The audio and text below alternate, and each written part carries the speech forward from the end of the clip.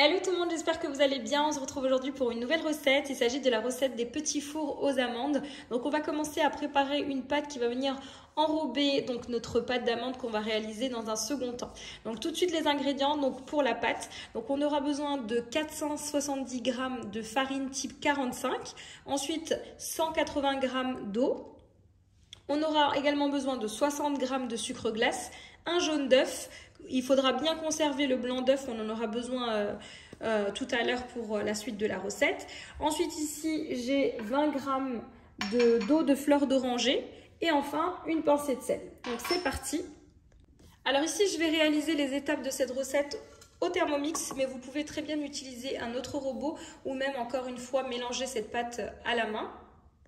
Et on aura également besoin de 120 g de beurre ici mou. Donc je l'ai fait un petit peu chauffer au micro-ondes, vous voyez, à peine quelques secondes pour le rendre mou parce que j'avais oublié de le sortir du réfrigérateur. Mais sinon, il faudra le sortir du réfrigérateur idéalement 30 minutes avant de faire donc la pâte. Voilà, c'est parti. Donc on va réaliser cette pâte au Thermomix. Vous pouvez très bien utiliser un autre robot ou encore donc pétrir à la main. Donc je commence ici par mettre l'eau, 180 g.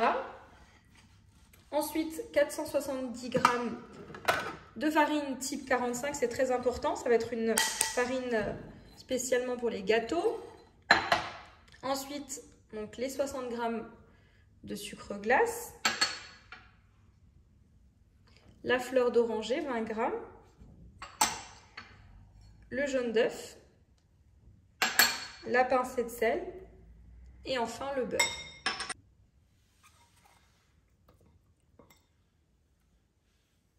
Voilà, c'est parti. Donc on va programmer pendant 30 secondes, vitesse 4.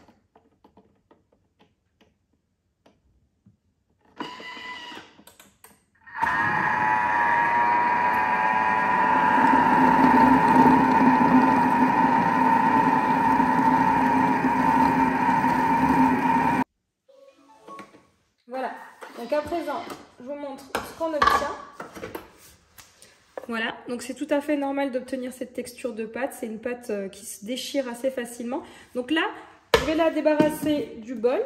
On va la mettre sous papier film. On va la laisser reposer minimum 30 minutes, idéalement 1 heure. Le temps de préparer donc notre pâte d'amande. Sachez que cette pâte, vous pouvez la réaliser d'avance, c'est-à-dire que vous pouvez vous organiser et la faire aujourd'hui et l'utiliser demain. Il faudra simplement la placer au réfrigérateur et avant de l'utiliser, il faudra la laisser à température ambiante 30 minutes. Voilà, donc ici, je forme une boule.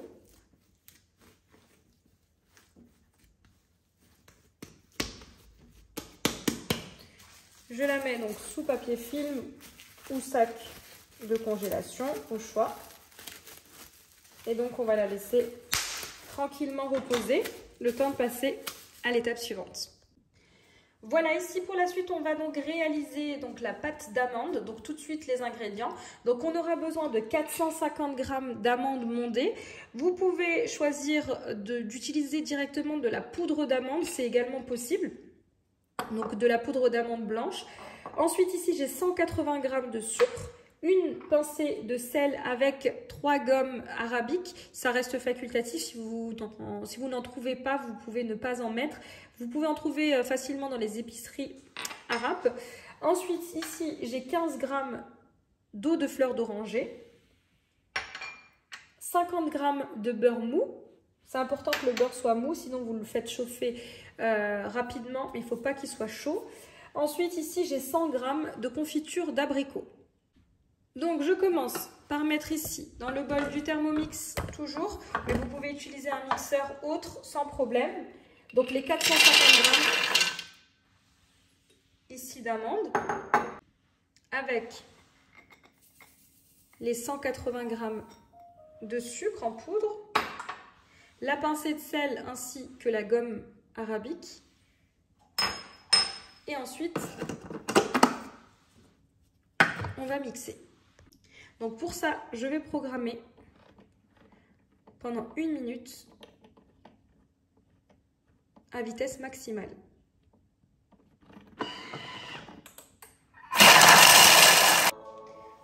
Voilà, donc à présent, je vous montre ce qu'on obtient. Donc maintenant, je rajoute l'eau de fleur d'oranger, le beurre mou, ainsi que la confiture d'abricot. Et on va remélanger le tout. Voilà, c'est parti, on reprogramme. Donc pendant 30 secondes, vitesse 8.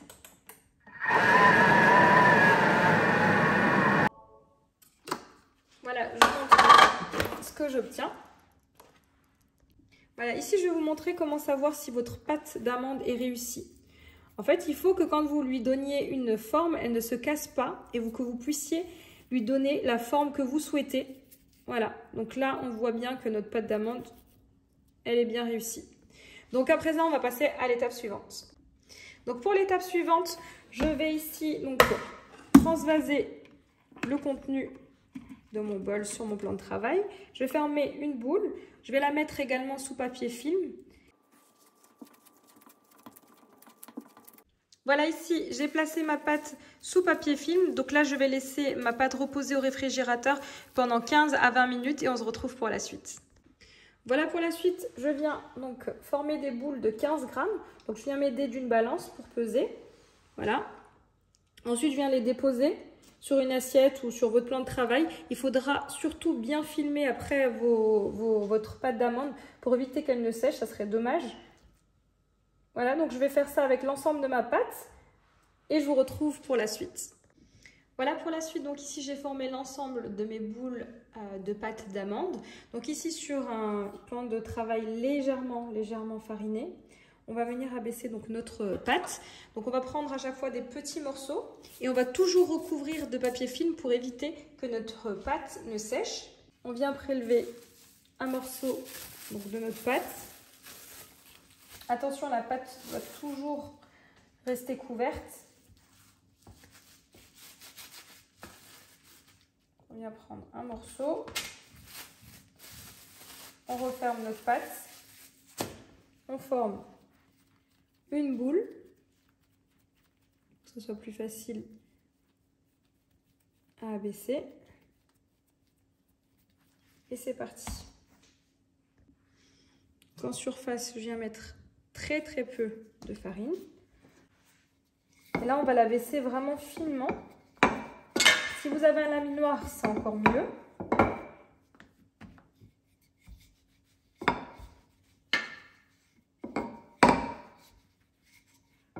Si vous voyez que ça colle beaucoup, n'hésitez pas à mettre à chaque fois un petit peu de farine. Vraiment légèrement.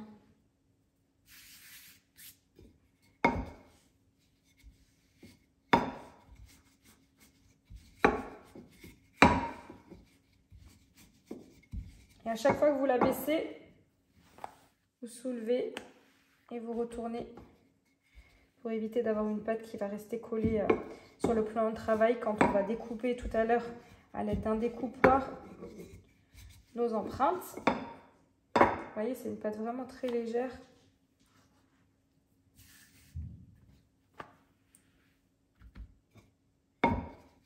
Si vous avez un laminoir, ça va vous faire gagner énormément de temps de la baisser au laminoir.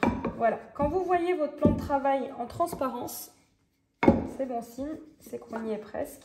Il faut vraiment la baisser de manière très fine, la pâte. Voilà. Pour la suite, on vient prendre un découpoir cannelé de 7,5 cm de diamètre. Et donc, on va venir découper notre pâte.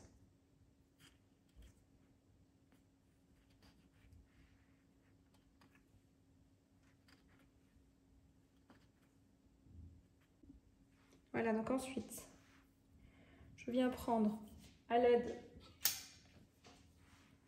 d'une spatule coudée, ce que vous avez à la maison, je viens prendre donc mon premier rond de pâte et on va donc pouvoir former notre gâteau. Voilà pour la suite. Donc ici, j'ai une boule de pâte d'amande. Je viens lui donner une forme allongée en la roulant entre mes mains. Je viens la placer au centre de mon cercle de pâte. Je viens replier sur lui-même mon cercle. J'appuie légèrement. Voilà, je fais sortir un petit peu ma pâte d'amande sur les côtés. Je viens souder sur le côté ma pâte. Je viens créer une ouverture sur le dessus. Je soude. Voilà, j'ouvre comme ceci ma pâte. Ensuite, le blanc d'œuf que je vous ai demandé de réserver tout à l'heure, on vient badigeonner simplement la pâte d'amande avec, qui dépasse.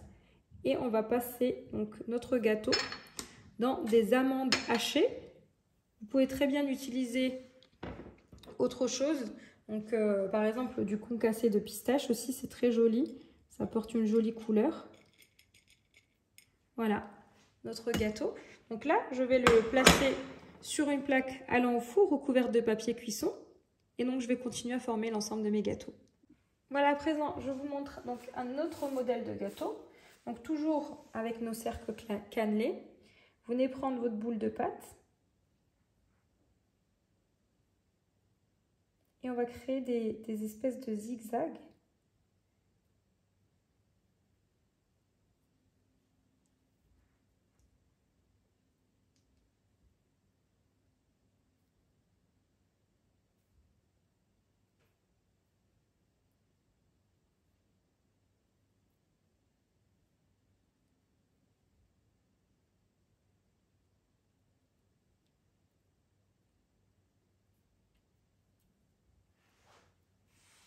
Comme ceci.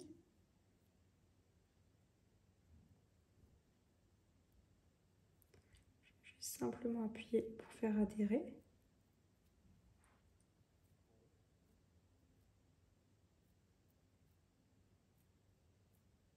Je refais sortir légèrement ma pâte d'amande.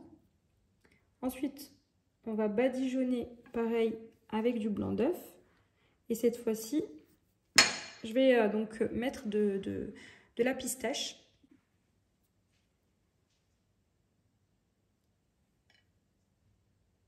Voilà, ça apporte vraiment une super jolie couleur. Voilà ce que ça donne. Et je place sur ma plaque. Voilà, pour la suite, je vais vous remontrer comment procéder pour chacun de nos gâteaux. Donc, on prend notre boule de pâte d'amande. On roule à l'intérieur de la main. Voilà, jusqu'à obtenir la taille de notre cercle. On vient légèrement appuyer pour faire remonter un petit peu la pâte d'amande. On prend notre boule de pâte, on plie sur elle-même. Ensuite, on vient pincer comme ceci.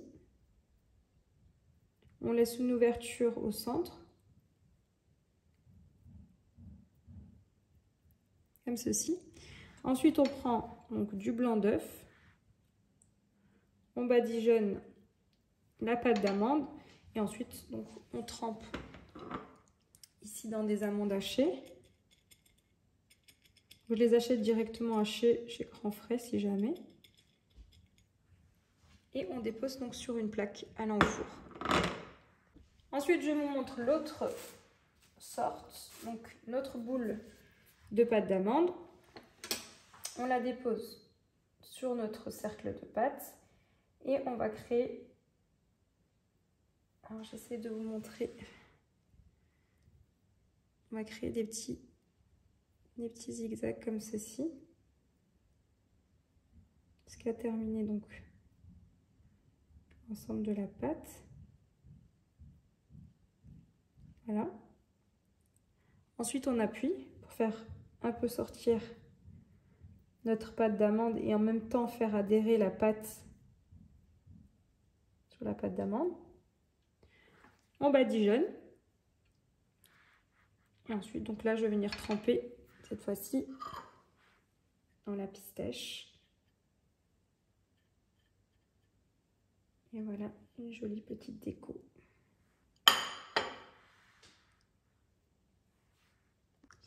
Voilà ici mes réalisations. Donc à présent, je vais couvrir de papier film. On va laisser sécher toute une nuit au réfrigérateur ou dans un endroit frais. Et on se retrouvera donc dès demain pour la cuisson. Voilà, après 24 heures au réfrigérateur, mes gâteaux ont bien séché. Donc à présent, on va passer à la partie cuisson. Donc je vais déballer ma plaque et on va enfourner nos petits fours dans un four préchauffé à 160 degrés en chaleur tournante pour à peu près une dizaine de minutes. Voilà, ici j'ai déballé ma plaque. Donc sachez que vous pouvez les laisser plusieurs jours, 4-5 jours au réfrigérateur sans problème. Les laisser sécher. Plus vous allez laisser sécher, mieux ça sera.